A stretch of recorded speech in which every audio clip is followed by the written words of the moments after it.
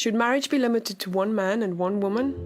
Why do governments promote marriage between one man and one woman? It's not just because two people love each other.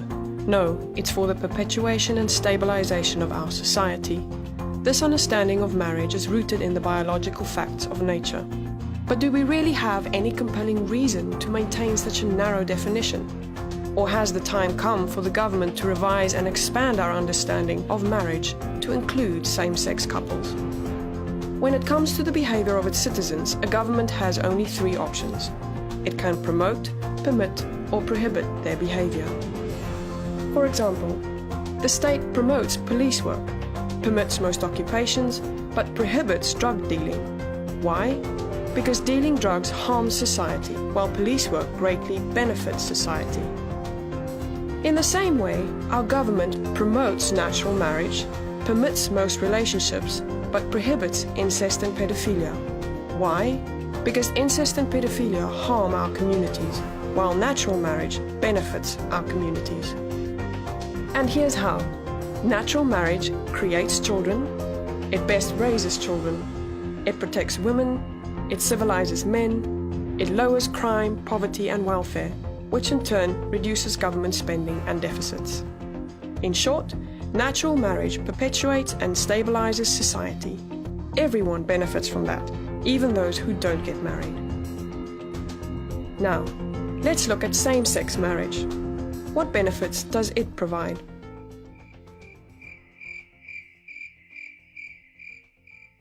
Same-sex marriage offers no benefit for society as a whole. In fact, it hurts us. Promoting same-sex marriage changes the very purpose of the civil institution of marriage. Natural marriage centers on bringing up the next generation, on raising children to become good citizens. Same-sex marriage merely validates sex partners.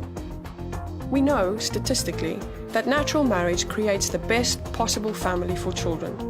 If we alter the primary purpose of marriage, the losers will be the children. Doesn't every child deserve a mom and dad? But what about natural marriages that don't create children?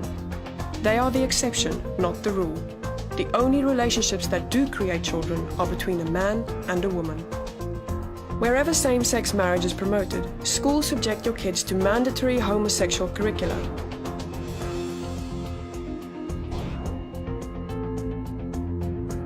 Your business and your taxes fund homosexual relationships.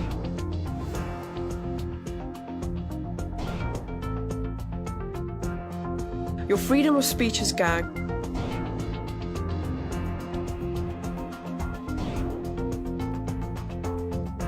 And your religious freedom is overruled.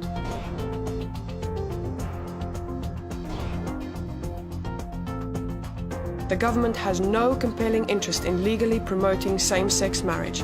None. But we have every reason to continue to promote natural marriage. But what about equality?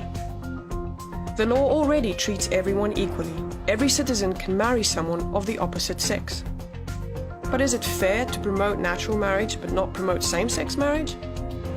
Yes, the law treats all people the same, but it doesn't treat all behaviors the same. Same-sex marriage and natural marriage are different behaviors with different outcomes, so the law rightfully treats them differently. Isn't this discrimination against homosexuals? No. This discriminates against behaviors, not people.